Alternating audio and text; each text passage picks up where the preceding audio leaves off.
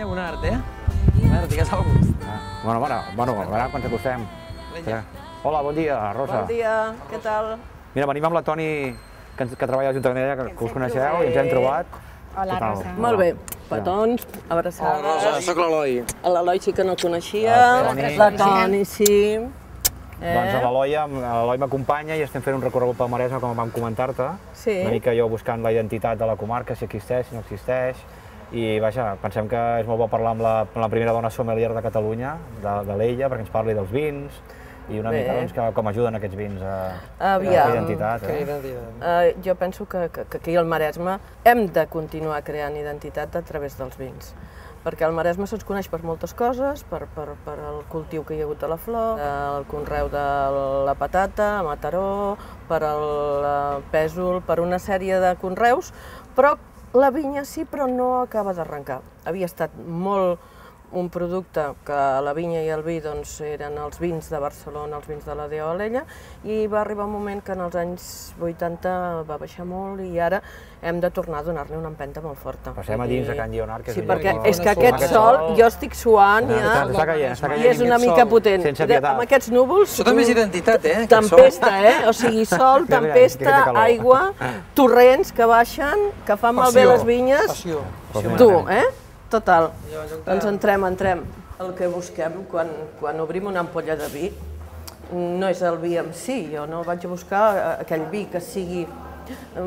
Dius, bueno, és un vi que està molt bé, però jo vull identificar-lo amb el territori. Que molta gent del Maresme no se la creu, la identitat, no? Arreu de la comarca. Però jo crec que aquí a l'Ella sí que us la creieu, si us faig la pregunta amb invertit, no? Però d'alguna manera, potser més que mai, dels últims anys sembla que s'hagi treballat molt la idea a través del vi, a través dels romans, del patrimoni, anar buscant aquesta identitat. Com ho veus tu, tenint en compte la creació d'un consorci recent, també, que vol promoure la DO? Jo el que veig és que sí que s'està treballant, però que s'ha de treballar com una mica més direccionat i una mica més sota tots d'un paraigua mateix i parlar tots el mateix idioma. A veure, quan tu tastes un vi, si tu no tens un vocabulari igual que el del veí, igual que el de l'altre, ja no t'entens, perquè dius, ui, aquí falla alguna cosa. Jo penso que s'han d'unificar moltes coses encara, que és molt recient el consorci, evidentment, que pot fer una feina perquè són 15 municipis que s'hi han apuntat. A veure, pensem que en són 18, i de 18, 15 és un èxit. És un màxim. Aleshores, aquest èxit es té que tornar a trobar amb la resposta d'aquests municipis en el moment que es creï la identitat com a DO.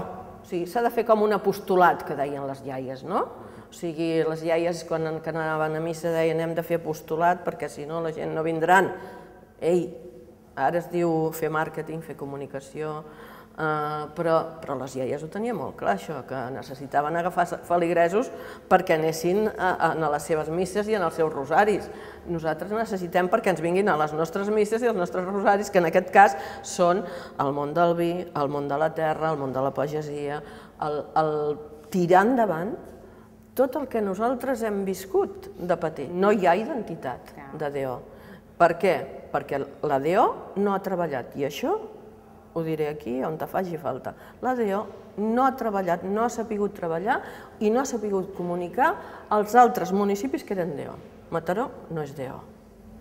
Ja partim d'aquesta base. I és la capital de la comarca. I si Mataró no és DO i és capital de la comarca, potser que pleguem veles. Primer,